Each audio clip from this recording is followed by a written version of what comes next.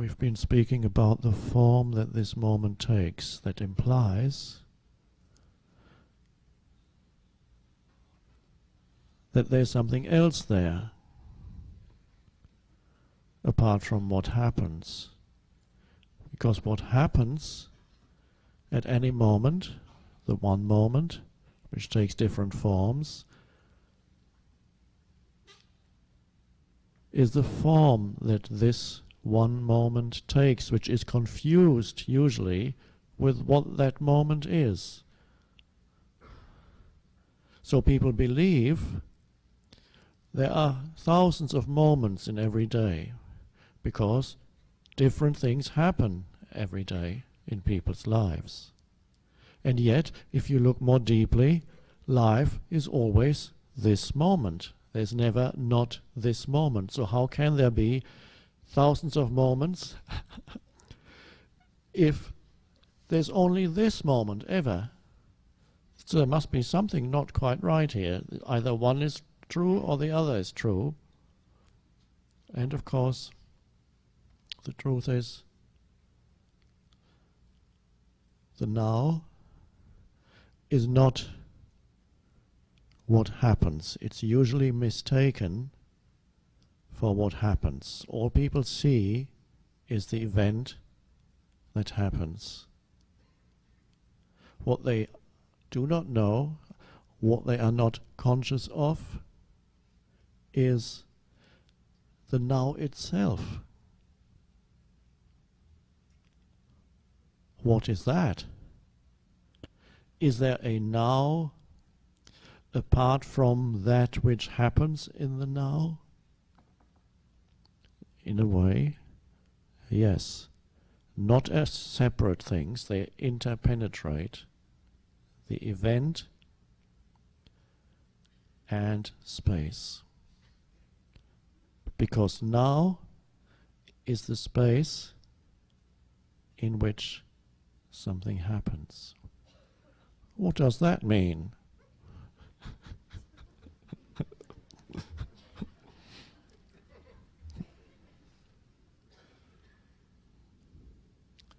Rather than giving more pointers or more concepts,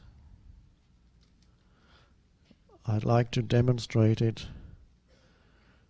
directly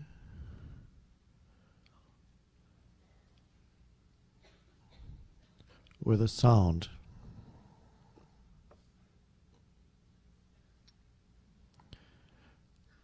These are Tibetan bells. I'll ring them perhaps 2 or 3 times, or 4, who knows.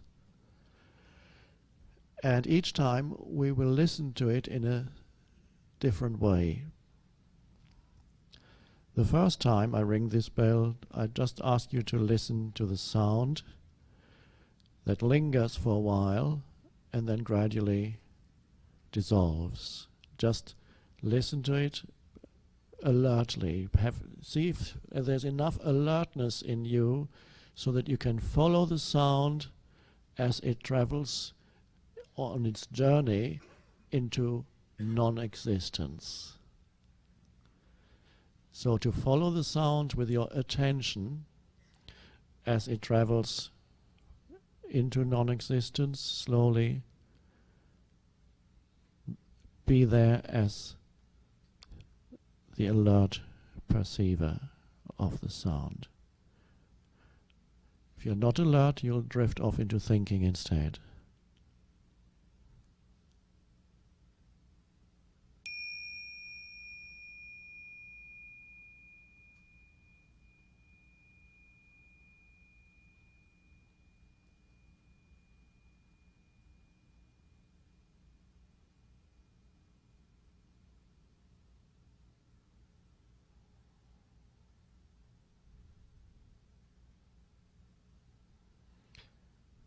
Now see if you can listen to the sound not just through the ears. Feel that your entire body, you need to be in there, is listening to the sound as the sound happens. Listen with every cell of the body. Be receptive to the sound with every cell of the body.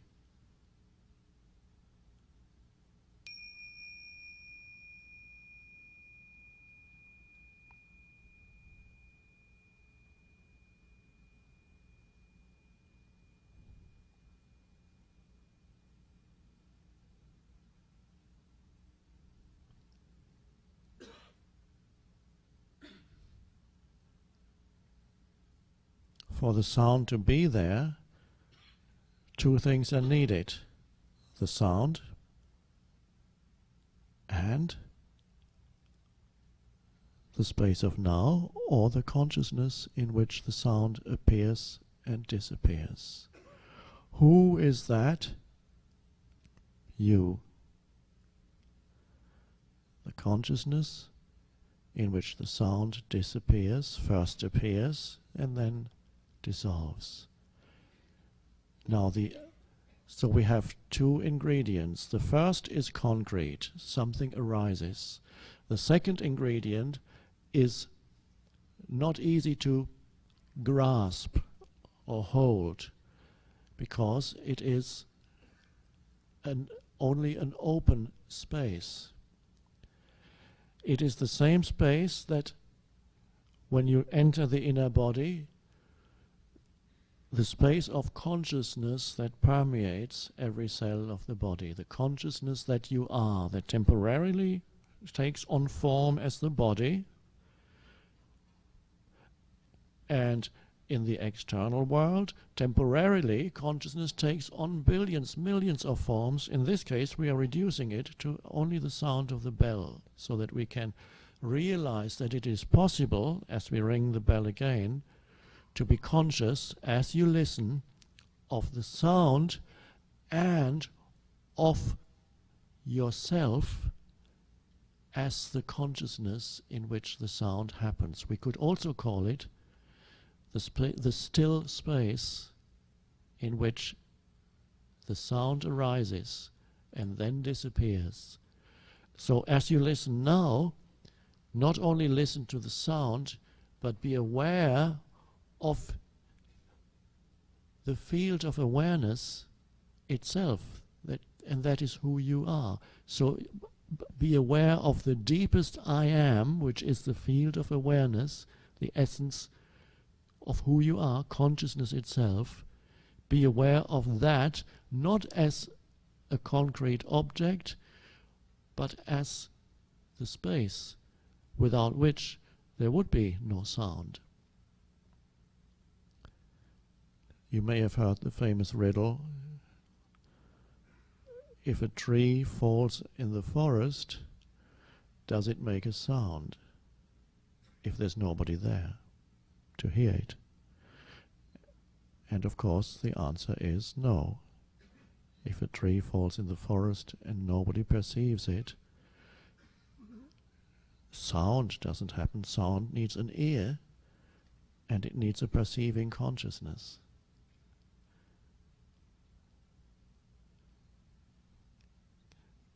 Now there's the sound of the bell, and there is that which knows that there is the sound, that which makes the listening possible, the space, the now, yourself, the I.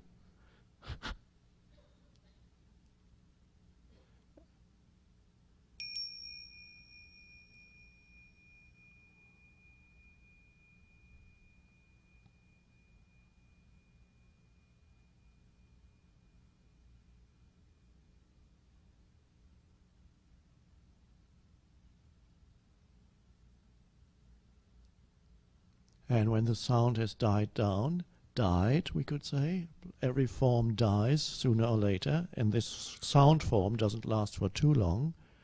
It has died, and then what remains is just a space, a beingness, a presence, an awareness that is not, you cannot really conceptualize it very easily, you can't really talk about it, and yet we do. You're using little pointers. There is a spaciousness, an aware presence. And then something else arises. Words come externally, and there's the spaciousness. Can you be aware of yourself as the field of awareness in which you are perceiving this room, in which you are perceiving visually and through your ears the reality of this room, so that there's not only that which arises in this reality, that you are aware of, and most people are identified with or react against, but there's always some identification. Can you be aware of something deeper at any moment in your life? There's always something deeper than that which is happening in the moment. And that something deeper is yourself. And yourself is very deep indeed. There is an enormous depth to it. There's an enormous realm of peace to it. It's because it is being itself, beyond the little person. And even now, as you listen to these words, can you be aware of yourself, not as the walking storyline, but as of your deeper aware presence, which is felt throughout the body, just a presence, a beingness. I am. That's all one could say. It is a feeling of who you truly are, even if you forgot most of your story, or it changed dramatically from being a pauper, and suddenly you're a millionaire, and everything is changed externally, and yet, if you go a little deeper, the sense of presence or beingness doesn't change. It doesn't matter what the externals, if you go deep, and that is the now.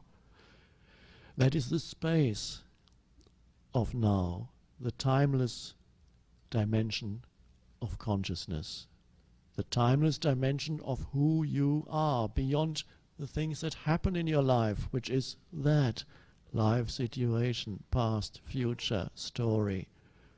Yes, that continues to exist for a while, but if you are lost in that dimension, then you are lost in the world.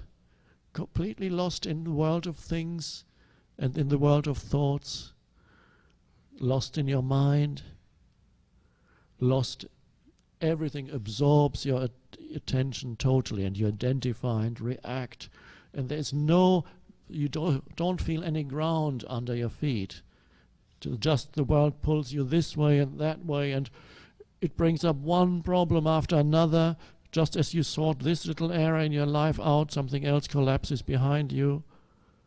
That's what the world does. It's unstable. The world of form is not stable. It's not in the nature of form. It looks stable. You can look at huge buildings or corporations, or a few years ago the communist government in Russia looked like the thing that would last for, that was so immobile. Boom. Communist government, and all the people that represented it were totally stable. Nothing is ever going to change. It wasn't, it dissolved. Where is it? It's gone. Oh. Buildings, gigantic buildings, can collapse, as we know, through an act of nature or through human madness. They looked so stable. The human body can go from one day to the next. Gone. Situations. The surface reality looks so solid. Physicists know that there's nothing solid. It just looks that way. If you travel to India, you sometimes realize that the world around you is not so solid. The illusion of solidity is less there. You realize things could go wrong at any moment. They don't go as planned. Whatever plans you make, it's not going to work. And that's wonderful. You see also the instability of the human form. You see it more clearly in India, because all old people and sick people and mad people are shut away in the West, whereas they're mostly in the street. And it's staring you in the face, the reality of human existence. It's not different, really, from the reality of human existence. It is not stable. The world of form is not stable. If you expect stability, you hang your identity onto some form, and then you suffer, because it'll go. And then your identity is left dangling from nowhere. So Liberation from that is liberation from being entangled with your sense of identity in forms. Forms are beautiful. The forms of life, you play with them, they come, they go. Situations, people, relationships, these objects come, go. Nothing lasts that long. And so deep down everybody knows that. On the one hand, they hope that eventually they'll accumulate enough forms to identify with to complete their sense of self, but ultimately, deep down, everybody feels this isn't going to last. And of course it isn't. And this is why underlying normal human existence is an enormous amount of fear. An enormous amount of fear. It's not always recognized directly as fear. It's nervousness, it's stress, it's tension, it's anxiety. And really everybody is running around trying to get somewhere. They're stressed. If you're not stressed these days, it means there's something wrong with you. You're not doing your job properly.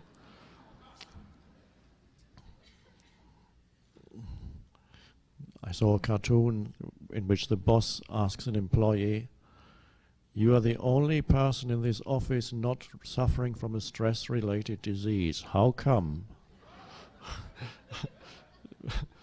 Stress is normal. Stress is a form of fear.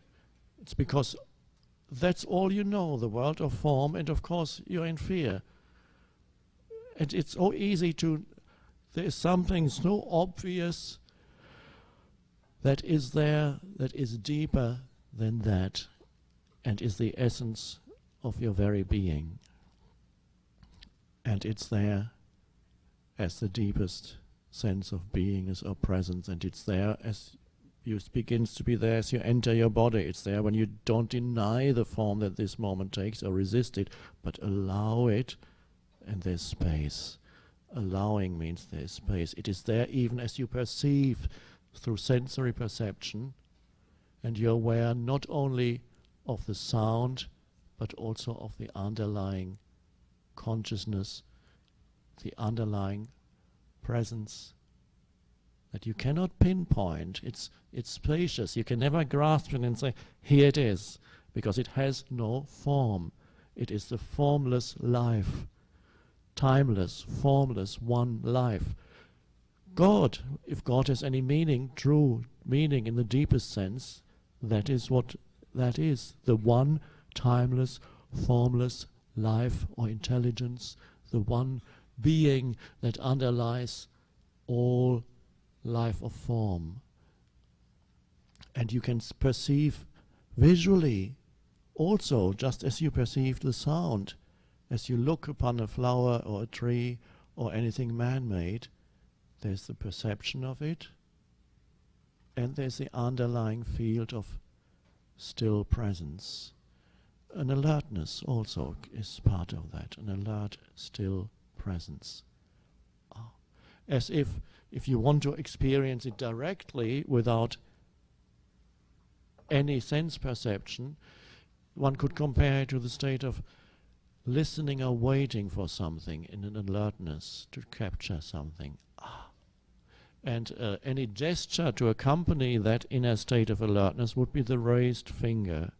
Not the raised finger in the sense of I'm telling you what to do, the raised finger that says pay attention, be alert, know yourself as that alertness itself. You are deeper than the person. There was a spiritual master who was asked by his student, where did you learn to be so still and alert? Who taught you enlightenment? Because that's what enlightenment is, knowing yourself as that which underlies everything that arises, knowing yourself as the space of now, so to speak. So they asked, who was your teacher? And he said, my teacher was a cat watching a mouse hole. I watched the cat watching a mouse hole for a long, long time, hours and hours. And that's how I learned to be in the state of alertness. Now the cat, of course, is only interested in the mouse, Maybe the cat is not aware of alertness itself, or maybe there is such a thing as the enlightenment of cats.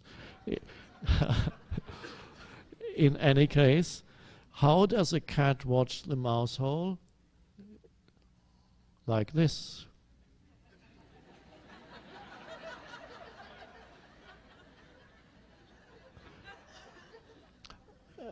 And that's what the master watched the cat, and by watching the cat entered the same state and became conscious of consciousness itself through that. As this is self-realization. This is becoming aware of self, the deepest self, the deepest I am. So when a cat watches the mouse hole, the cat does not think, how much longer do I have to sit here? Because it does not have a story about what it's doing. Why do I, when is it coming out? I'm not hanging around here much longer. In that case, the cat would be immersed in thinking and would have a story. And it wouldn't look like that, it would look like...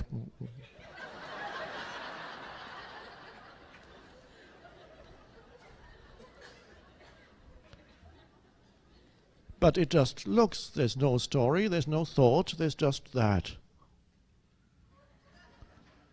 And so that works. Many things in nature can teach you, because nature has no mind, has no thought to it. It's wonderful. Anything, any tree, any flower can teach you to become still.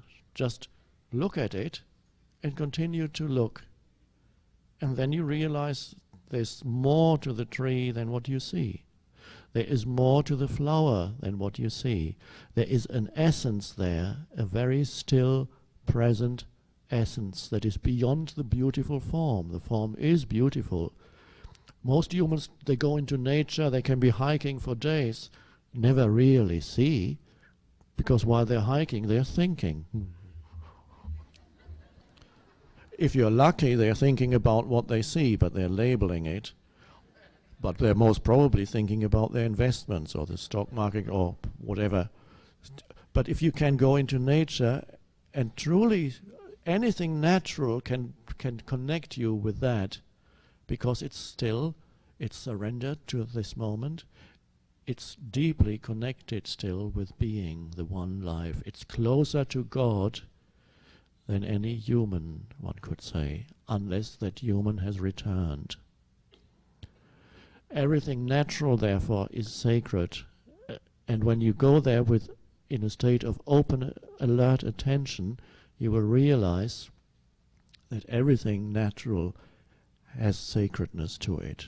And the moment you realize that every flower in the tree, there is more there, no matter how beautiful the form that you see, there is also something deeper.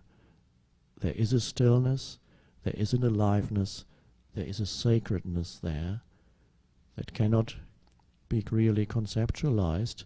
At the moment you realize that, you realize it's also in you. Because if it were not also in you, you wouldn't even notice it. It's only because it's also in you that you're able to notice it.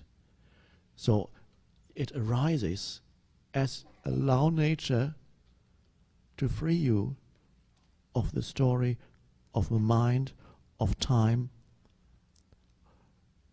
That's why it is here. Not only does it help, is it absolutely vital for the survival, the physical survival of humans. If too much of disappears, too much of the forest, then we won't be breathing anymore, and that'll be it. But it has in addition to that, to being the prerequisite for our physical survival, there is something, a deeper reason why nature is so vital to us. So let it help you, and so as you watch, you sense a presence, a stillness, a peace that emanates, and it's also in you. And with that, the separation between you and it falls away. There is a oneness in that aware space, there's the flower or the tree, and there's the awareness, which is what you are, in which the flower or the tree appears and is seen. And the awareness and the form that arises in the awareness are one, ultimately. It is the space that permeates everything. And so that frees you from an excessive reliance on the unstable world of form. And that also frees you from fear, because fear, all that fear is you put your reliance on something that cannot and will not last. And deep down, you know it. And that's why Jesus said, when talking about the things, all things in form, he described as the world where moth and rust consume and thieves break in and steal. Because that is the destiny of forms. It's to be consumed. Either it collapses by itself, or somebody comes and removes it, or removes you from it. And he said it, the world, the entire world is that. So to get entangled is in that and seek yourself in it, of course, you're in continuous tension, fear, nervousness, and not enough. And so the knowing yourself as that which is deeper, but not separate from the world of form, is freedom, liberation from that. Not that you deny the world of form. You could go to another extreme. You could say, nothing that I see here is real. Some people have that as a belief that arose through the sages in India, who went so deeply into the state of beingness, of being the consciousness, the space, and that became so, instead of being in the background as it is to you, as this first comes, you're now aware that there's a foreground to your life in which things happen, including thoughts and emotions, but also external events. There is a deeper ground or background to your life which you recognize as still, aware presence, consciousness. I am. I am that I am. The vast space of now, of consciousness. You know yourself as that. And that, then as you go through your life, you're aware not only of what happens, but also of yourself as the ground, as the space in which it happens. And that frees you from the forms. And it can become so strong, it has in some humans, it has shifted so that the background sense of presence has become so overwhelming that the world of forms seem to become more and more insignificant and insubstantial. So some sages went so deep into that they said, they laughed and said, it's all so unreal, because compared to what they knew to be the unchanging, timeless reality of their being, the world of form, yes, did look completely insubstantial and unreal, like ripples on the surface of a vast sea. And every ripple says, I'm so-and-so. On the other ripple says, my name is such and such. And even occasionally a big wave comes and says, I am such and such. And then they are gone. The forms, you know, when waves break on the shore of the ocean, you say sometimes the Pacific was very still, can be very still, and yet every minute or two, quite a big wave. At first you didn't see it as a wave, it comes. And then it breaks, and at that moment it seems to have an independent existence from the ocean. And as I was watching in the spring in California, a child next to me was saying to the father, "Look, there's a big one, it's coming." For a moment, the wave had the wave had an independent existence, a big one. And then it was gone. So some humans go so deeply that the whole world is just ripples on the surface of the vastness of being, and so they dwell in that, and then they laugh and they say it's all unreal, but it's okay. Now, unfortunately, then others come and make it into a concept. They go to the sage, and the sage laughs. You come with your problem, says, "Well, just be still and watch and be alert." Then problems tend to disappear. And you'll know what to do if you have to take any action. You'll know what to do. And the rest, they laugh. "It's all unreal anyway," the sage then said. And so the disciple wrote down, "It is all unreal." And then the next day, they got very upset.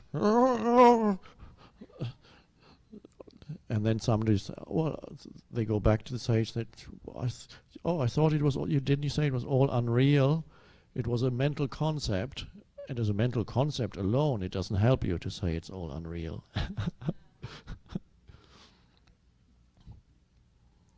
Or the famous Zen example of that, the disciple says, "I've realized the truth, Master.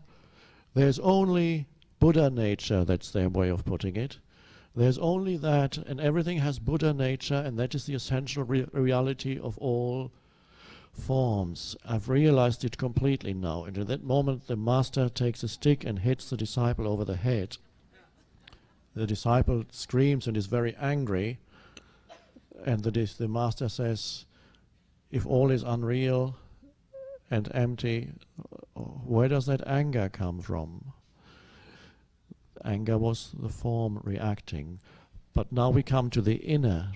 This brings us now to phenomena that arise within you, such as emotions or thoughts.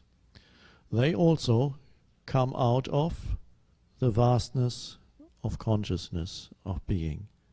And just as you bring awareness to the world around you, be there as that which perceives the underlying field, you also can bring that to your inner feelings, a little bit more subtle, because the inner can overpower you very quickly, and it's got you.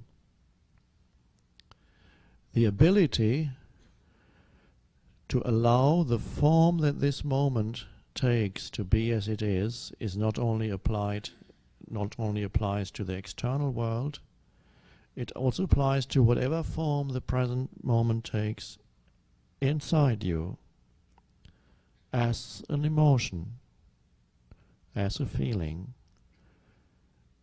And so what does not work here is to say, "I should not be feeling this," or "I don't want to feel this," or "go away." Because if you say "go away" to an emotion, you create another one on top. Or if you have a mental image of yourself, of someone who is already free of these emotions, because you've been practicing meditation for 20 years, or you are a good Christian, and you have a mental image of yourself as a good Christian, you may have to deny certain emotions that you feel that don't correspond to that image you have of yourself. So some people don't even recognize what they feel. "Oh no, I'm not angry at all." Or they shout, "I am not angry."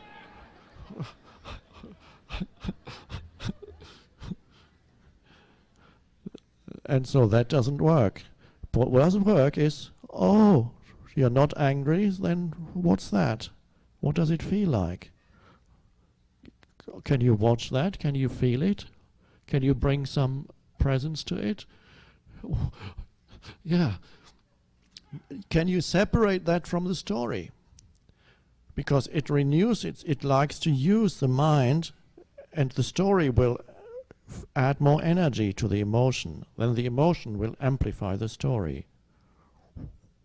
What he did to me, the next day you're still thinking about it and talking about it. The emotion is still there. You keep it going. Next month it's still, next year, what he did to me last year, I'll never forget. And the emotion is still there. You're not like the duck that I speak of. All the ducks do that on the water. When they get into a fight, there is a lot of what could be duck anger. Maybe it is. It looks like. A lot of flapping of wings. Two ducks get into a fight. Lasts for half a minute. And then it's not like humans. Half a minute.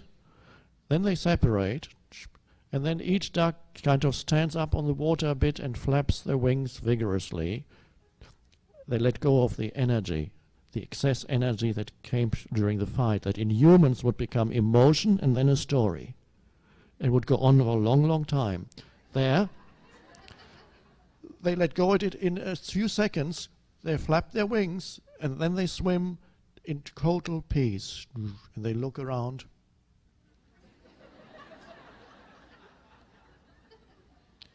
If they had a human mind, of course, it would become much more complicated, because they would be having a story. You know what this duck to me, what the duck did to me? Let me tell you about it.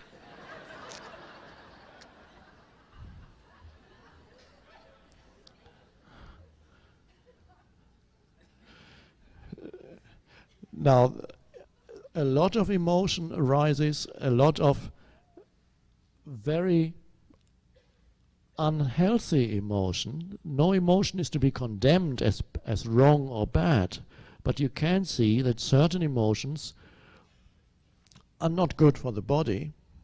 Certain emotions are almost as if you were eating a poisonous substance as far as the body is concerned. So there's no moral judgment of good emotions or bad emotions. The only thing we can say is that some emotions do not have a good effect on the body. Anger, resentment, sadness, depression, fear, dreadful one. And so if you could observe when an emotion is active, if you could look into the body, you would see the changes, the physiological changes that the body goes through when there is an emotion. The stomach lining changes color when you're angry. Stomach, everything, the circulation changes, breathing slows down or becomes much more shallow. It has been said it's hard to be angry when you're breathing deeply. It is. So anger is so these emotions arise, and some don't feel so good. That's okay to recognize. As you go through life more aligned with the present moment, there are fewer and fewer emotions that arise otherwise continuously out of resistance to what is. An enormous amount of emotional stuff is generated continuously when you unconsciously, as most humans still do, when you unconsciously resist whatever arises in this moment. There's anger, or there's fear of running away. The complaining is accompanied by an emotion. What's the kind of emotion that comes with a complaining mind pattern? It's partly anger, partly something else. Some emotions are kind of borderline cases in which a mixture of fear and anger and so on. So less of this arises, the more you align yourself to the present moment, with the present moment, less and less do reactive emotions arise that come from denial or resistance. So with that, you're already becoming free of a lot of totally unnecessary resistances in the body that have a very bad effect on the functioning of the organism,